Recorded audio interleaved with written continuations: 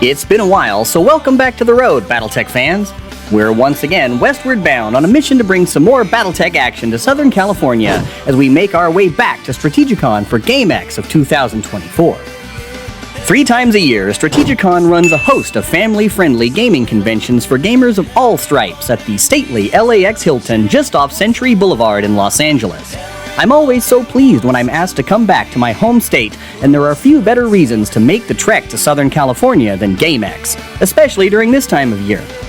Not only was I a repeat offender in the special guest slot, but this time I was also joined by fellow Battletech content creator Carrie Jo. With her helping me run my newest Alpha Strike version of Battletech Legends, I was able to add double the mechs and double the carnage, and you'll learn how to play it for yourself right here. What's up, Battletech fans? Here we are in sunny Southern California one more time for StrategiCon's GameX of 2024. But this time I'm joined by my broadcast partner from the Unicorn Company podcast, Carrie Jo. Say what's up to the folks at home. Now, Carrie Jo, I know you've never been to the City of Angels before, but folks, I tell you now, and Carrie, I tell you, we've got a rocket buster lined up and ready for you, and I can't wait to give you the 10-cent tour. Let's take a look around, huh? Holy shit. Okay. So this isn't even the half of it. I'm assuming games. Yes. So all this will be just hustling and bustling tomorrow, and this will be just full of people playing games. We're going to be right over there at this table. Awesome. And we'll have a direct line to the power right there. We'll be right over here. This will be us. And that's where they'll have like the painting competition over there. Oh, and they'll have the mini paint and cake that direction.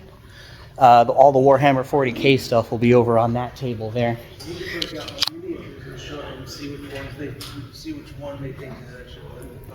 But yeah, and this isn't even all of it. Like, there's still a whole other floor of stuff. Okay, no. Okay, so this, mind you, I've been to, like, RavenCon is a tiny area. Historicon took up most of the Fredericksburg Convention Center, but horrible sound.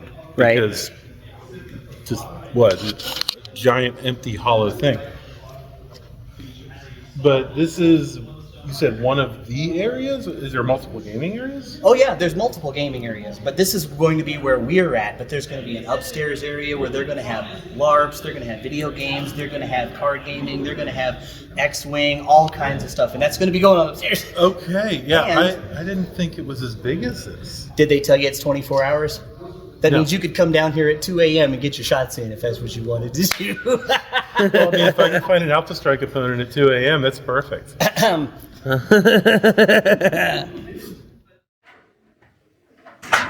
Morning, Battletech fans. It's Friday here at GameX, and you know what that means. It's time for Legends, baby. But these ain't your grandma's Legends. No, we've taken the format and we've ported it over to Alpha Strike, adding twice the mechs for twice the amount of carnage. And we're about to head downstairs right now to... Oh, hey, Carrie, how's it going? Hey, Tuck. Did I hear you say Battletech? As a matter of fact, you did. And there's a bunch going on downstairs right now. You want to go see? Absolutely. Let's do this gimmick. Girl, Ray. Flying like pirates.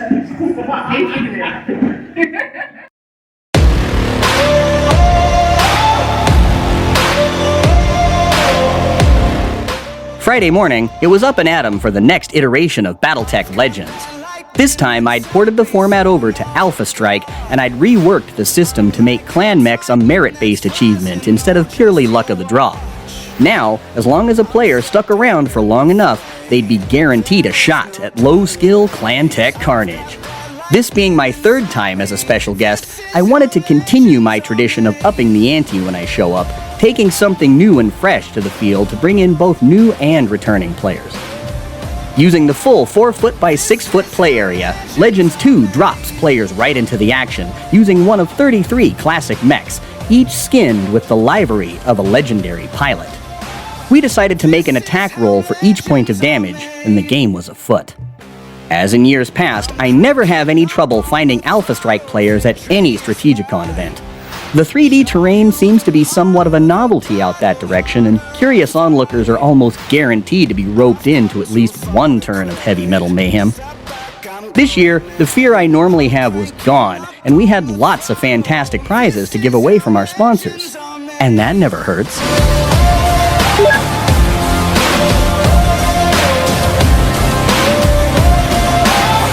This is how legends are made. In Legends 2, famous light and medium mechs enter the fray, and all pilots begin at Skill 4. Starting by generating inner sphere mechs, and for each subsequent time they're destroyed, players generate a new mech and lower their skill level by 1. Once a player reaches Skill 1 and Skill 0, they'll roll exclusively on the clan list. As with my classic version, a player can't select the same mech twice in a row, and simply moves up or down their list to the nearest available unit if they generate something that's already in use. To speed the process up, we rolled 3 dice at once, a colored die to determine the player's weight class, and 2 white d6 to determine what unit they would generate from that weight class. This way, the player only had to roll 1 time for me to know what machine they'd walk away with. This is how legends are made. I've got the lightning inside me. Oh, just you watch. This is how legends are made. I'm like a titan that's rising. Oh, just you watch. This is how legends are made.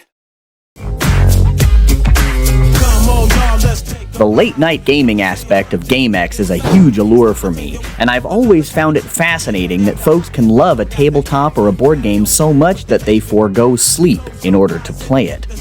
I knew I'd have just enough time to do a check of the vendor hall before I had to find myself elsewhere, and GameX never disappoints. I noticed some old favorites as well as several new vendors I hadn't had the chance to meet before, and I always dig the eclectic mix of folks who make the trip for these shows. After 2 years, GameX definitely feels like the kind of event that I could see myself at annually. Oh man, I gotta change for the meet and greet.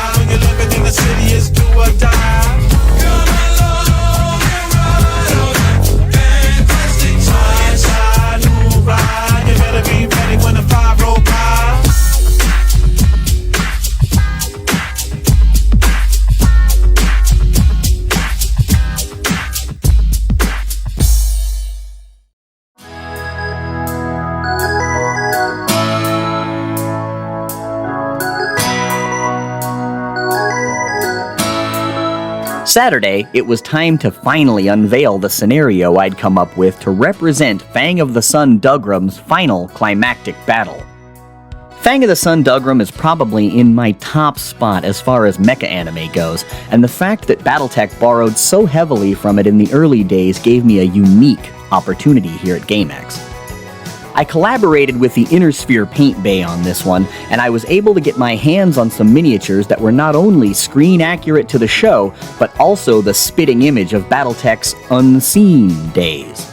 Therefore, I could play a game that recreated Fang of the Sun all the way down to the core, and also thoroughly showcased Battletech's unique history at the same time.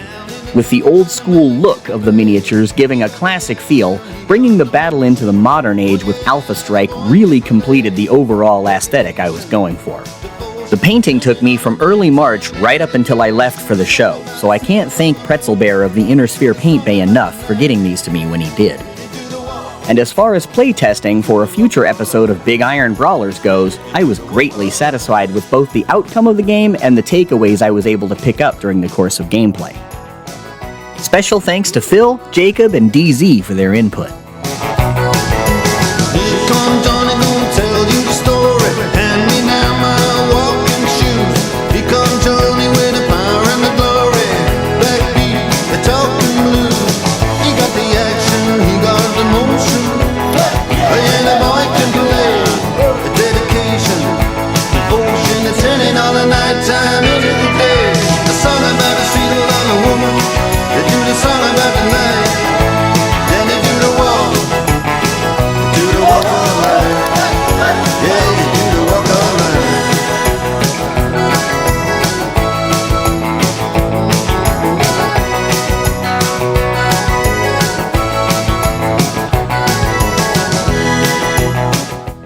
Since Will entered his Timberwolf into the miniature painting contest this year, I thought I would throw my Legend Killer into the mix for grins. Took me long enough to paint it, so I figured, why not? What's the worst that could happen? Carrie entered with us as well, so between those two and with all the other talented painters on display there, at least I was in good company. Can't complain about that. You got the motion, oh yeah, the boy can relate. Dedication, devotion, you're turning on the nighttime into the day. And after all the violence and double talk, it's just a song in all the trouble and the strife. You do the walk, yeah, you do the walk of life. You do the walk of life.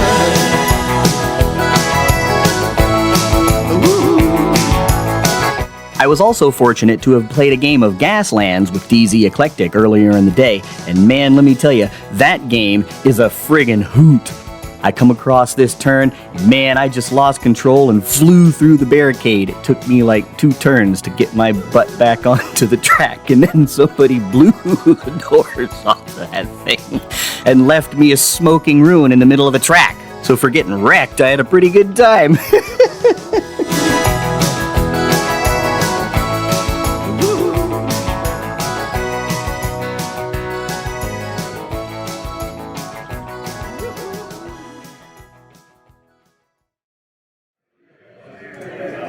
Right, Scott!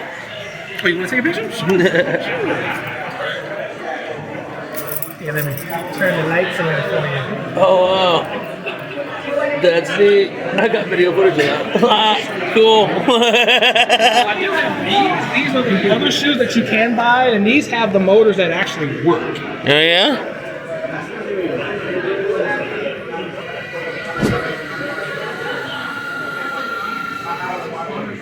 So yeah, these are the ones They that tie themselves. Holy crap. sure do.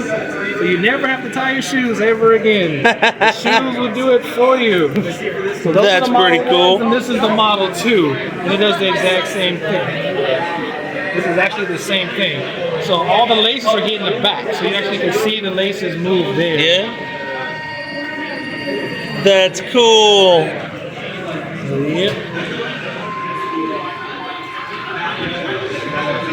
You just gotta be careful not to kick yourself a little too hard. Accidentally press a button.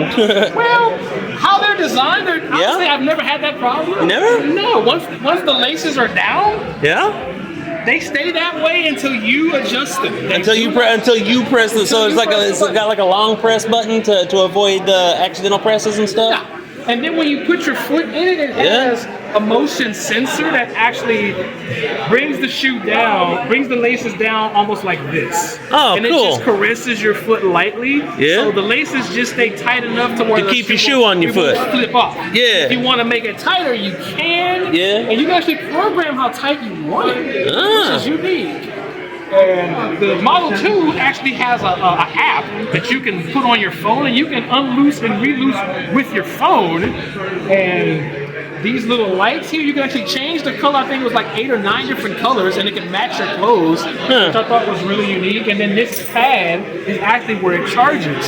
So you plug up the pad and just put the shoe there, and when you're done for the day, it charges overnight. Oh, that's cool. That's killer. For these shoes, you have to actually have these things. These little hockey puck things that actually magnetically stick to the bottom of the shoe. Oh, nice. And then you plug that in, and a little light glows there, and it's like a heartbeat. Yeah. And when it stops, It's done the charging. shoe is done charging. Takes about 2 to 3 hours, and you get about 2.5 weeks of juice out of the shoe before you need to recharge. Now, the shoes look like they got enough wear and tear on them. They look pretty durable. How durable are they? Well, I mean, when I bought them, I mean, like the insert was clean, but I kept them very well because I still have the original boxes. Right? So that's why I kept all the original packaging. But I mean, they've been worn, so you can tell they've been worn. But I care for my shoes as best as I possibly can. I mean, I'm no real sneakerhead, but I'm just a Back to the Future junkie. So Yeah. No doubt. I mean, I do have Marty's hat. I just forgot to bring it today. I'll have it tomorrow.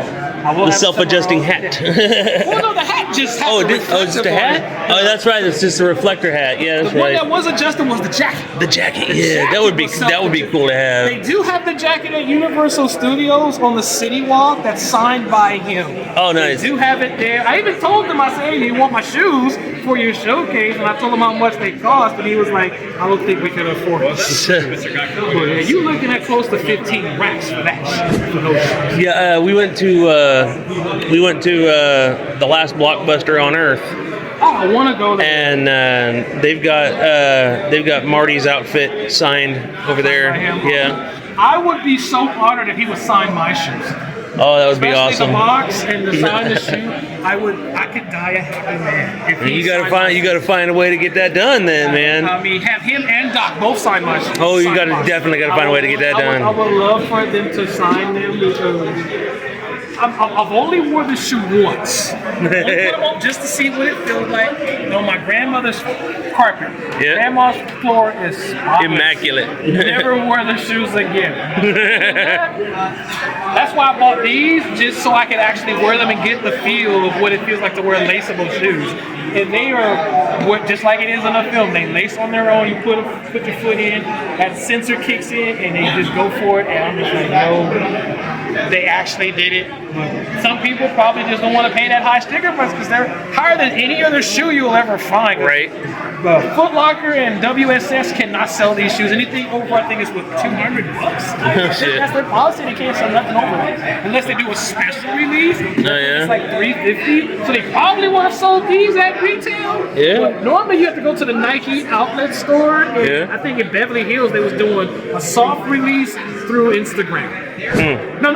I think it was Twitter back when they still called it Twitter. Now it's X, but yeah, they did it that way. I think they made out 60 pair at that location, and I missed it. Oh, I no. had to go on StockX.com and buy my pair because I had my money. I had $900 in my pocket, and I was ready to go. It's like, I want to buy They these. wouldn't let me buy because I had to be on that list. Oh, no. Yeah, nobody in Nike even said that you had to be on that list. So when I tried to get on the list, I was on the wait list for like 6 months. Oh, Lord. Now, so then I just jumped on StockX and paid a couple extra dollars and Right. bought my pair, I think 2 months later. And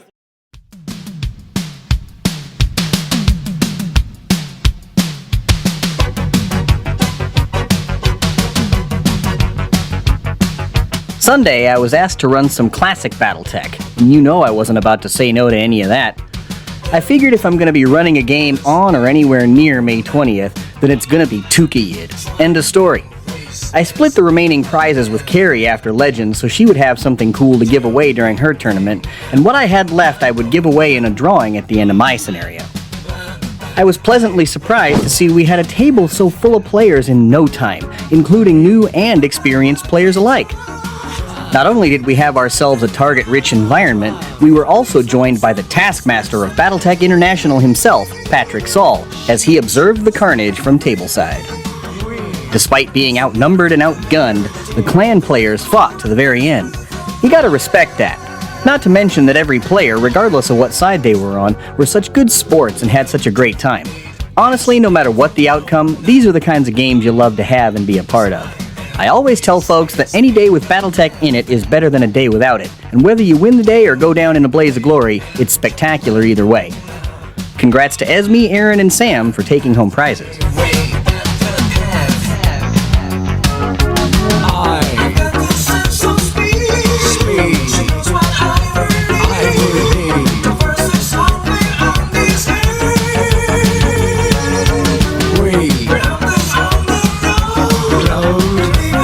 When the carnage was over, Will informed me that I needed to walk over to the miniature case and look inside. Lo and behold, a second place ribbon was sitting underneath the Legend Killer. I guess we can add another notch onto Grey Noten's belt, huh? Carrie placed third with her Unicorn Company mechs, and it felt good to share the winner's circle with a fellow Battletech fan. Next year? Who knows?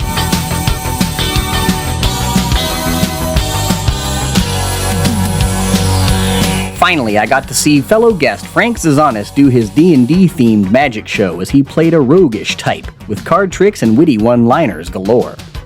To tell you the truth, I was inspired to maybe think outside the box for the next GameX and run something in addition to Battletech. A little hero quest, maybe? This year felt like I was coming back to a home away from home, and I'm glad to say you'll be able to see Battlebound there again next year. As the night wore on, I found myself a little melancholy that the day was coming to an end, as Monday always marks the final day for GameX, and I usually have to hit the road by noon.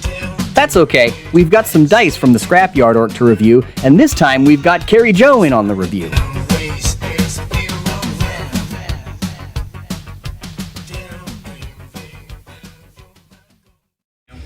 What's up, cats and kittens? We're closing out GameX 2024 with yet another dice review from the Scrapyard Orc. And what better way to do it than with these two characters to my right and to my left, Carrie Jo Patton of the Unicorn Company podcast and the Taskmaster himself of Battletech International, Patrick Saul. Say hello. Hey, everybody. Now we've got some super cool dice here that we were sent by the Scrapyard Orc as some prize support, and we've given out so much prize support. We want to say thank you to Aries Games and Minis, Fortress Miniatures and Games, the Unicorn Company podcast, the Scrapyard Orc, and StrategiCon's GameX for having us out before we pop these open. You ready to get a look at these? Yeah. All right. So let's see. First up, we got some of my favorites, these pink ones here. Oh, pink ones? Yeah, you're gonna love them. They are Clan Ghost Bear, but there's a little bit of a Clan Cute.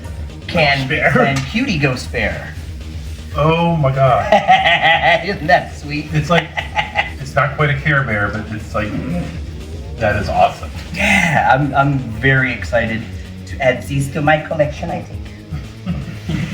And then, when it's time for the Autobots to roll out, we've got some Autobot dice. Now, the Autobots were my favorite. I don't know, there's some Decepticon fans out there. We see you. Sure that phone isn't moving? What do you think?